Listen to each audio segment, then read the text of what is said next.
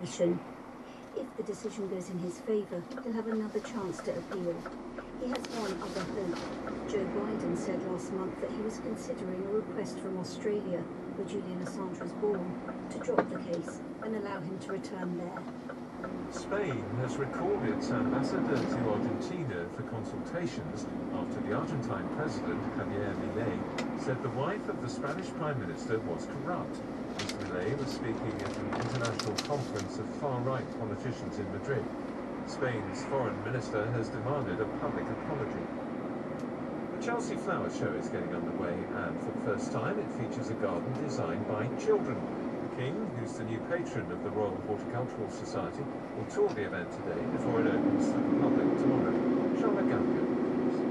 A slide, a den and rubber ducks all feature in this year's RHS No Adults Allowed garden. Pupils from Sullivan Primary in South West London have planned it with the help of the designer Harry Holding. Ideas for a trapdoor and crocodiles on the plot haven't made the final cut. Current and former female prisoners from HMP East Sutton Park in Kent will exhibit what they've grown in a greenhouse in the grounds of the jail. There are also gardens.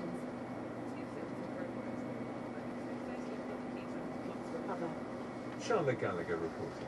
Thank you, Chris, and we will talk to one of the exhibitors after 7 o'clock. The time is now nearly 7 minutes past 6, and Simon King has the weather. Morning, Simon. Good morning, Michelle. Good morning, everyone. We've got some cloud again this morning, some mist and fog around eastern areas of England in particular.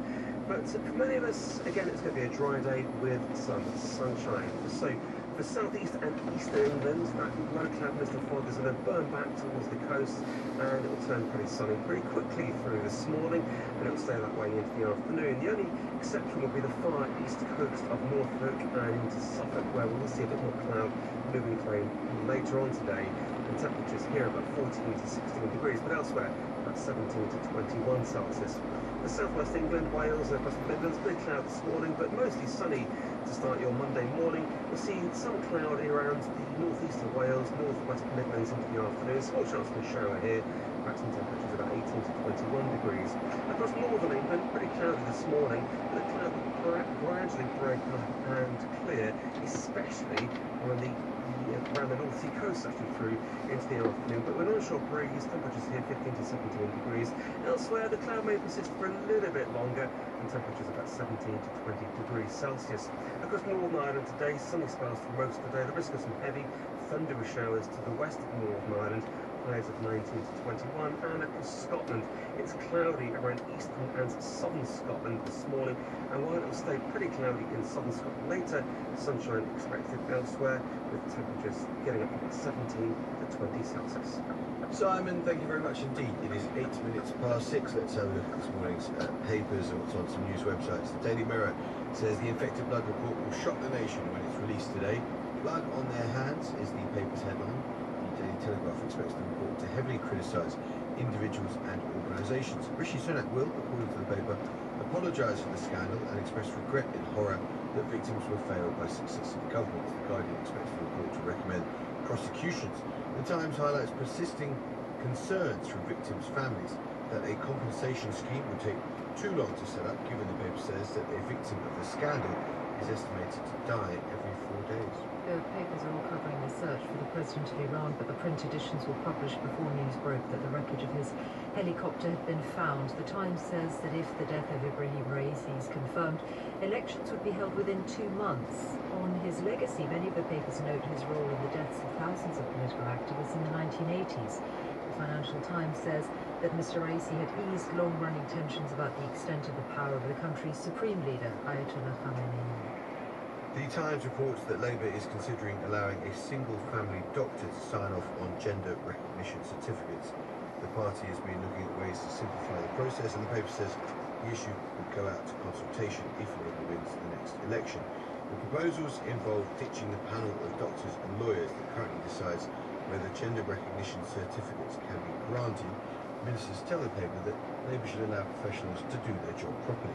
The Financial Times says allies of the US are warming to an American plan to rush $50 billion worth of extra funding to Ukraine. The source tells the paper under the proposals to be discussed at a G7 summit next month, the money would be sent prior to a possible election victory by Donald Trump, who has opposed American aid to Ukraine.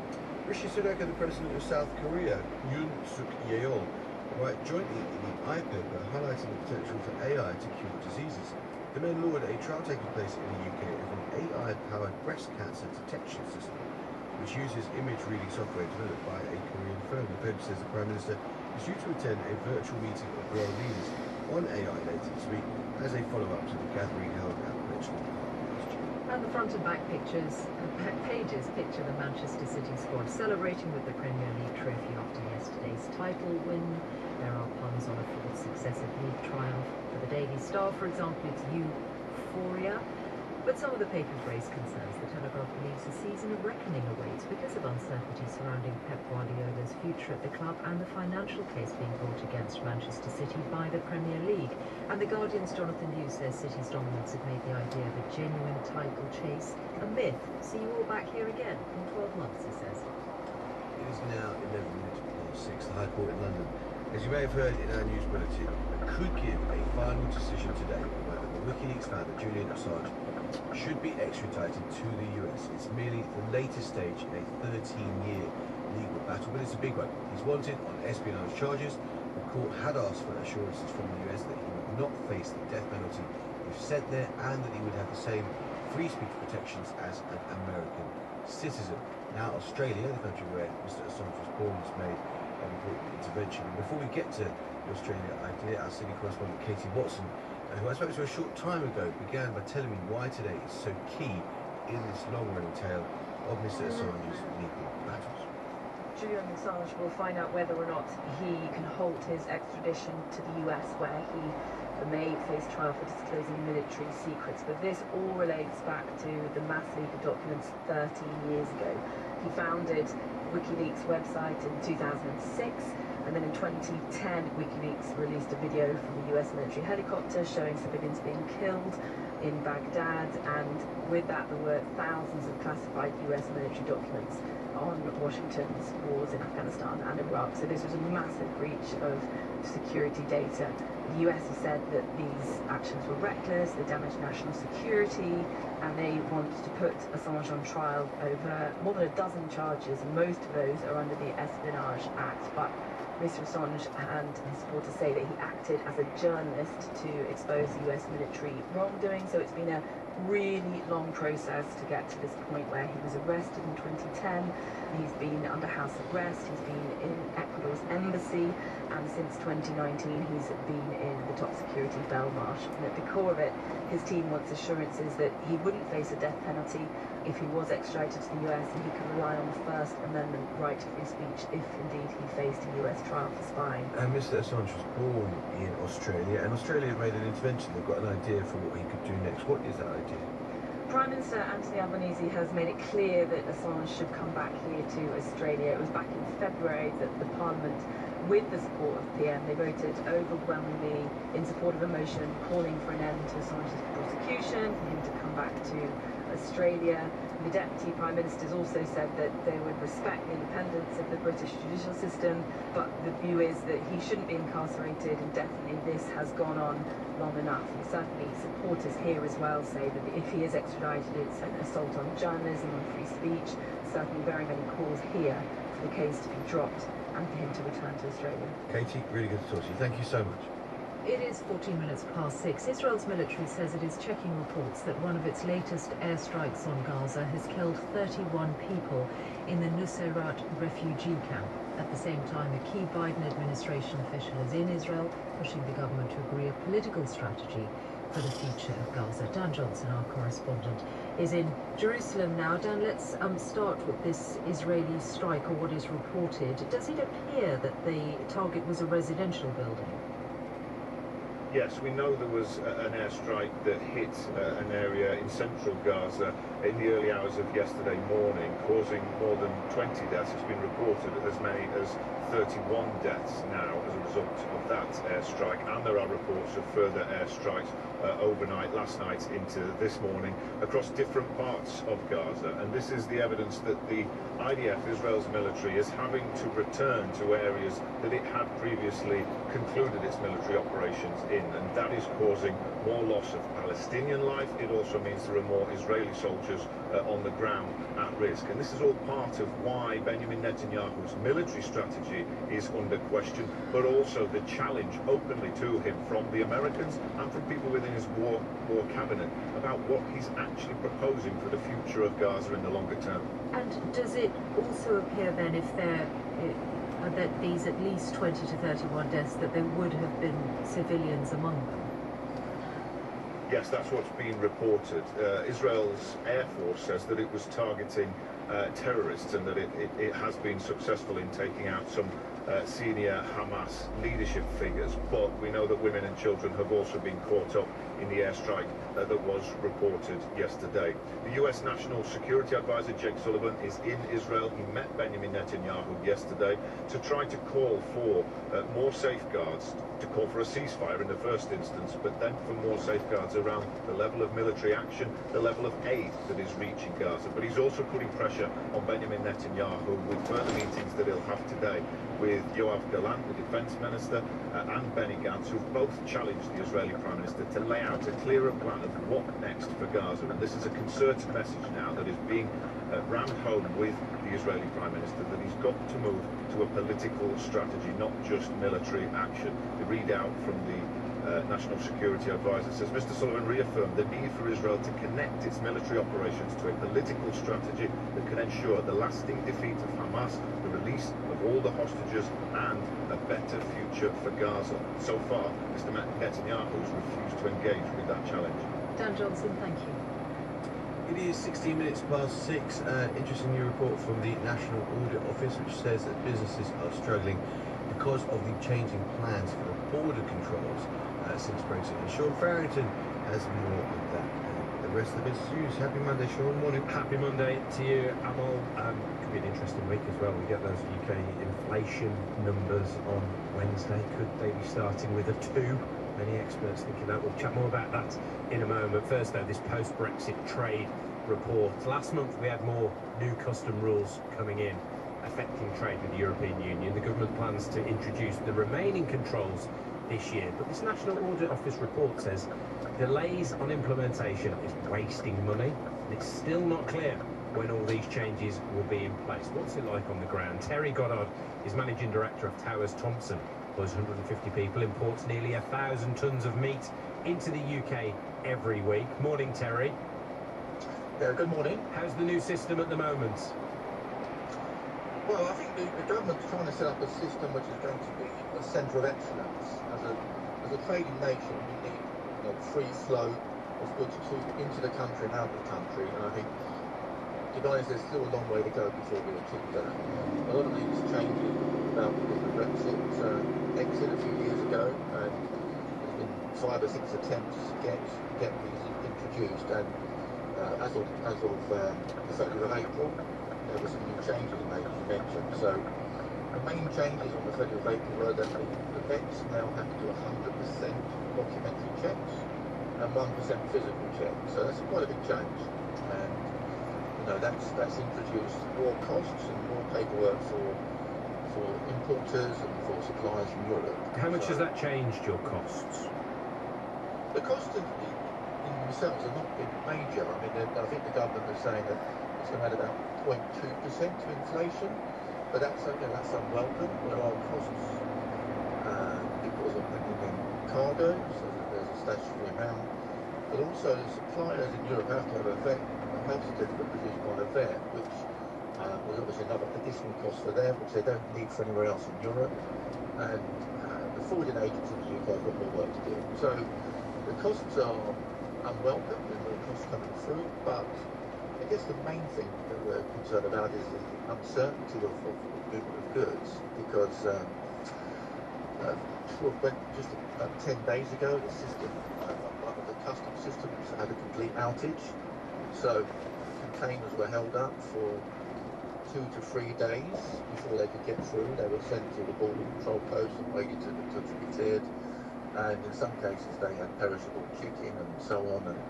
And actually, I think Smithfield Market, which is the London meat market, last Friday week had actually no chicken to sell. So, I mean, how often? Smithfield Market is a pretty iconic place, particularly for those in the meat industry. How often would there be no chicken to sell on a Friday morning?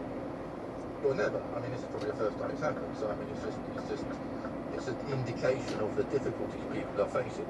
Now, look, I mean, it's early days, and you can't get. You must be patient. But I think the government has to make sure these systems are robust and working. And Terry, I guess that's what's taking so long to get in place. Well, you mentioned, some of those costs that to use your words, not necessarily major. And so this report today highlighting that there was an estimation at one point by HMRC that there would be a cost to UK businesses of customs declarations. These added customs declarations would be £7.5 billion. That would be the total cost. Now this report is saying actually it will be a lot smaller than that. Is there evidence that, of course, new systems, you're going to get bumps along the way, that it's not actually having as much of an impact as some of the worst fears might have been?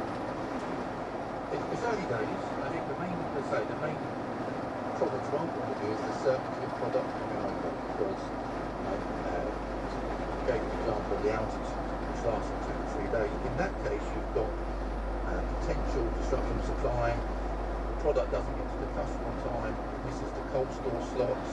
The whole food chain becomes a bit disjointed. And what it also means is that suppliers from Europe are less likely to favour the UK market on this indication. Certainly in the last week, we've had 2 smaller suppliers from the EU saying they're not willing to trade with the UK anymore.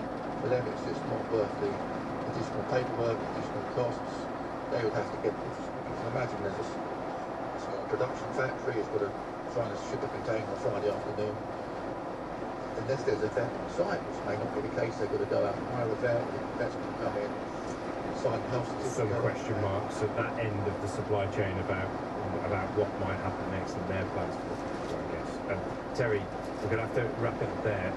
Something clearly we need to talk more about at some point in the future. Terry Goddard, Managing Director of Towers Thompson, that's the meat importer.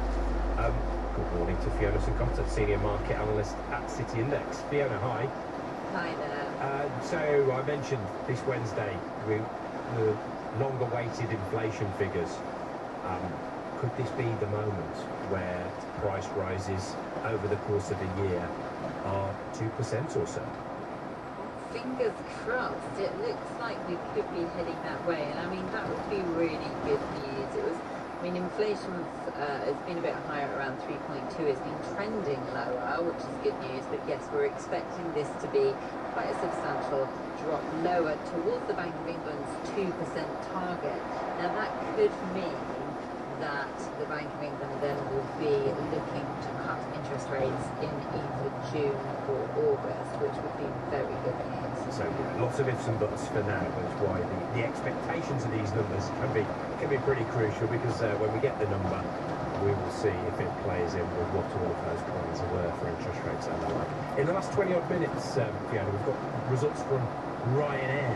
Full year profits up a third to almost €2 billion. Traffic growing.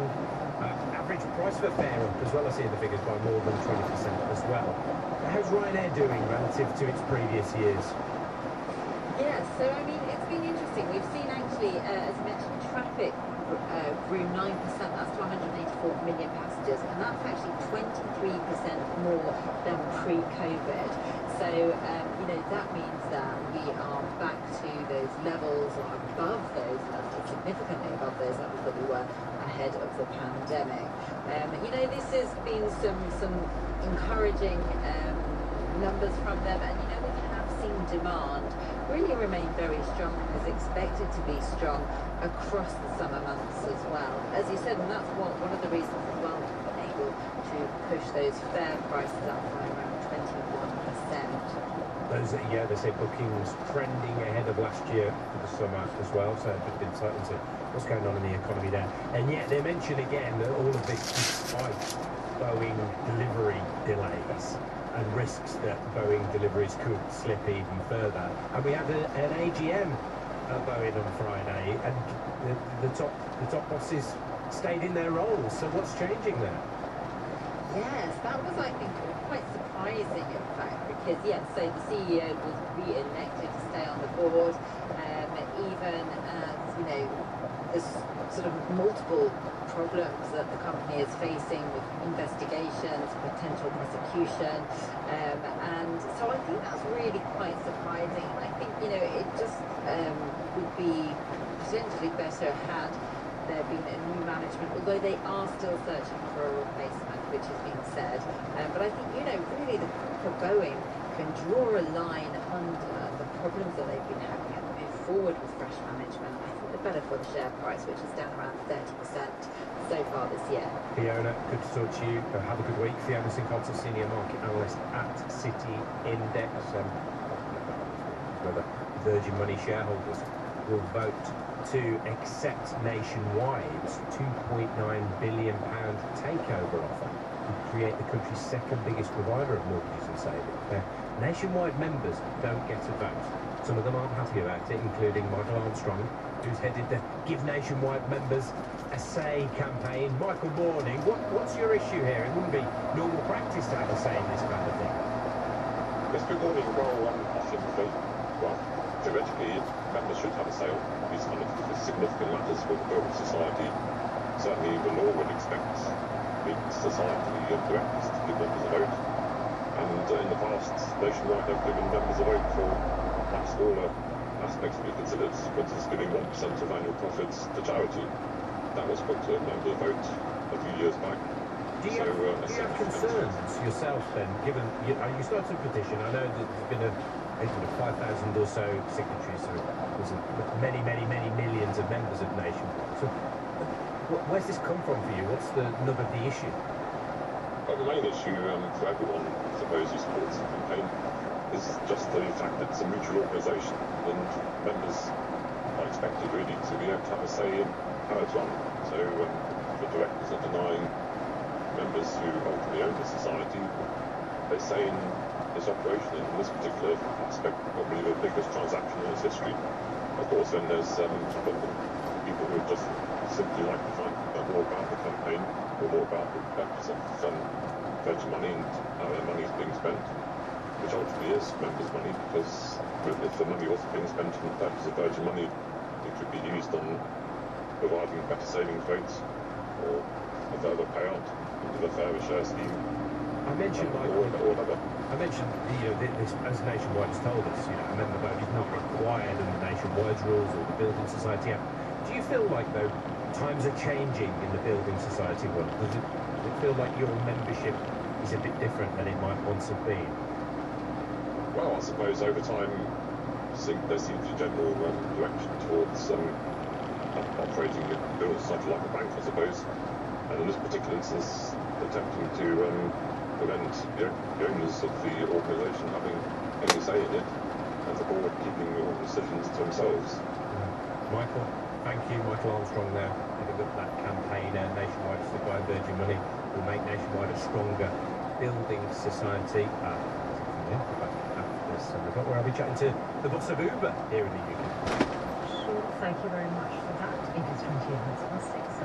This morning's sport to Good morning, Michelle. Well, Manchester City have their fourth consecutive Premier League title, as expected. A record not only for the Premier League, but also for English football's top tier since its inception in 1889. No real surprise there, as I was saying. City's win against West Ham was expected and would always secure it, even if Arsenal also beat Everton. But at about 4:45 yesterday afternoon, doubt did creep in as West Ham scored to make it 2-1 to City and Arsenal equalised against Everton. But that's as far as it went. City won 3-1, Arsenal won 2-1, and it was City's title by 2 points ahead of Mikel Arteta's Arsenal, with Jurgen Klopp's Liverpool a further 7 points behind. Here's City manager Pep Guardiola. We prove ourselves when we are able to win in the past. Jurgen team and now Mikel team, the dimension of these opponents make our victories even better. And there was a 2-0 win against Wolves for Jurgen Klopp in his last game as Liverpool manager. It doesn't feel like an end. It just feels like the start. Because I saw today a football team playing full of talent, full of youth, full of creativity, full of desire, full of greed. The rest of the results and what they mean for European qualification is a full explanation on the BBC Sport website. Elsewhere, Crawley beat Crewe 2-0 in the League 2 playoff final, and a 2-1 win for St Johnstone at Motherwell means they've avoided the Scottish Premiership relegation path. A first major tournament win for Xander Schauffele in golf's PGA Championship at Valhalla in Kentucky. He finished one shot clear of fellow American Bryson DeChambeau with a birdie on the final hole. I've become very patient, not knocking off any wins in the last couple of years. The people that are closest to me know how stubborn I can be, so I mean, this is awesome. It's super sweet, but when I break it down, I'm really just proud of how I handled certain moments on the course today, different from the past. Norway's Victor Hovland was Europe's leading player in third place, 3 shots off Schauffele's pace, with Belgium's Thomas Detry fourth, Ireland's Shane Lowry sixth, and Britain's Justin Rose seventh. The usual Max Verstappen F1 victory was time for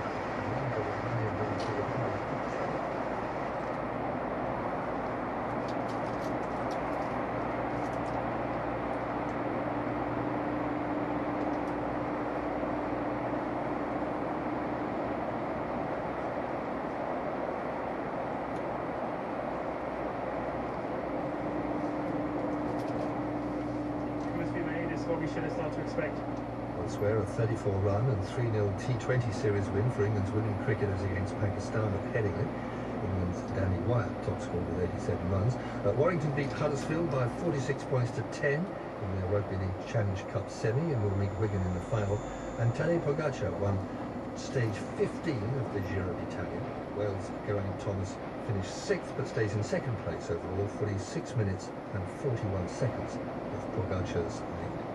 So to the tips, Newton Abbott 3:43, number 1 Midnight Midge, red car 4:30, number 6 Teddy Brown. Rob, thank you very much. This week, Radio 4 has a new look at legal issues. The Law Show, with me, Dr. Joelle Brogan, on BBC Radio 4. The law affects every one of us in every single day of our lives, and I think for most people it can be terrifying. The Law Show, our new series, is going to give you the opportunity to understand the law as it affects you, making complex topics as accessible and understandable as possible.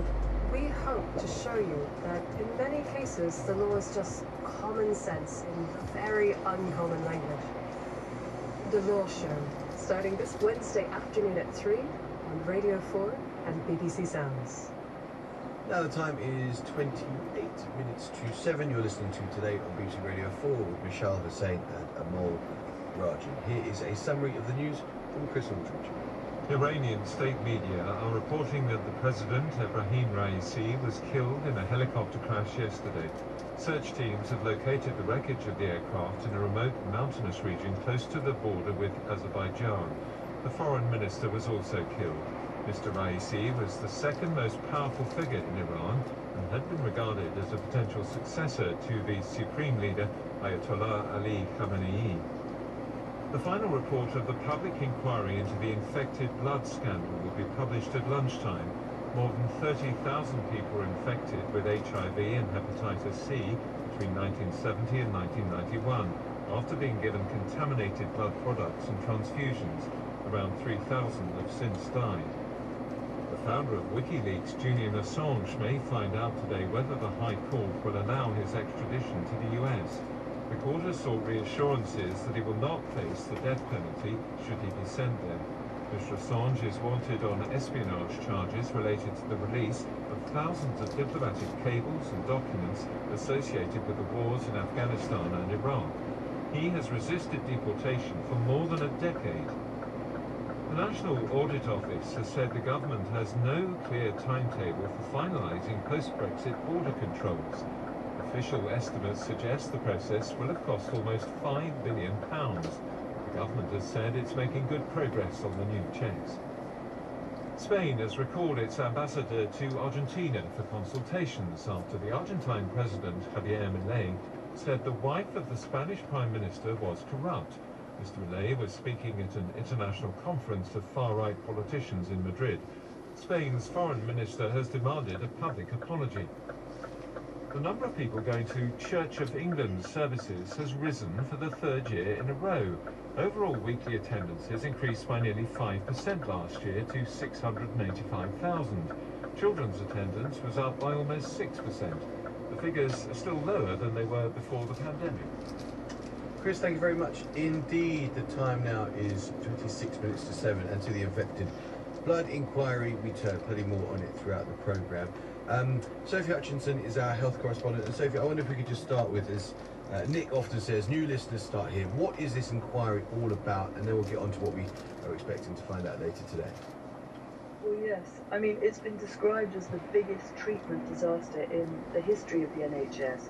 It is today a momentous day for those who have suffered due to infected blood, be they people infected with HIV and/or hepatitis C and their families. More than 30,000 people were infected by bad blood, that is, blood that was infected in blood transfusions, so people having transfusions after surgery, childbirth or an accident, or in a blood treatment called Factor VIII, which was for people with bleeding disorders like haemophilia. Almost 3,000 have died as a result, including children, and it's estimated that one person dies every 4 days as a result of the scandal. And since it happened in the 1970s, 80s and early 90s, many have been fighting for recognition of the harm done to them, accountability, answers about what happened, they'd like an apology and compensation for their suffering. And there will no doubt be huge anticipation and trepidation from those families today as to whether after so long their fight's been successful. And so what is, I mean, there is now this cross-party consensus, as you say, there's not just a moral abomination, but that there was a scandal expecting potentially an apology today. But what else could we see when the report is released at 12:30 today? Well, this inquiry has sought to answer questions about were the risks of this blood and the blood products understood at the time? Were warning signs of danger ignored? And was there a cover-up? What is actually in the report has been closely guarded. The inquiry hasn't wanted anything to be leaked ahead of the families of infected people having access to it. What we know is that the report itself will be substantial. It comes after 4 years of evidence, 5,000 witnesses and 100,000 documents, and we're told it amounts to multiple volumes. And in fact, journalists who, like us, who have got early access to it in a confidential lockdown have been asked to send more than one person because it is so long. The way the day will go is that the report will be made public at 12:30. After that, there will be at 2 o'clock the inquiry's chair, Sir Brian Langstaff, making a statement, and then there'll be a service of remembrance at Methodist Central Hall in Westminster. And later in the afternoon, we expect the Prime Minister possibly to speak.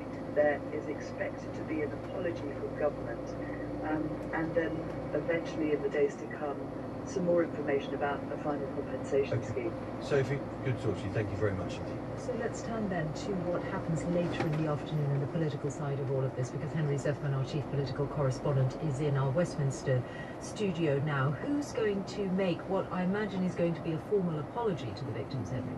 Rishi Sunak is expected to make a statement in the House of Commons, and he is widely expected to apologise on behalf of the government, on behalf of the state. And it's worth dwelling on that, because those sorts of apologies, if that is what comes later as being closely guarded in government, are extremely rare, and they are reserved for those grave miscarriages of justice of our age. Think perhaps of David Cameron apologising on behalf of the state for Hillsborough, or indeed for Bloody Sunday. Both of those, of course, also followed long-running public inquiries. So if that is what those affected get from Rishi Sunak at the dispatch box later today, I think that tells you something about the gravity with which this is now being treated in Westminster. It will be really important to those victims to know when they will be compensated, as well as the scale of what the government is prepared to do. It's interesting. We've been talking to a lawyer based in America who's one of those who went after pharmaceutical companies for exactly this issue, and who's essentially quite surprised that here it is, at least it appears at the moment, it's going to be the taxpayer funding it. Yes, I think it is, and it's going to be a big bill. I mean, people are expecting the compensation scheme to stretch perhaps beyond £10 billion, and obviously that's a time of general restraint in public spending, worth thinking about that in the context of perhaps a budget from the government in the autumn where they might try to cut taxes. Obviously that's a substantial additional cost pressure, one that is supported across parties, it seems. But look, if you want a sense of the direction of travel, Jeremy Hunt, the Chancellor, yesterday told the Sunday Times that this was the worst scandal of my lifetime. He said the families have got every right to be incredibly angry that generations of politicians, he said, including him when he was Health Secretary, have not acted fast enough. I think we'll get more details of the compensation scheme tomorrow, but it's clear that the government has moved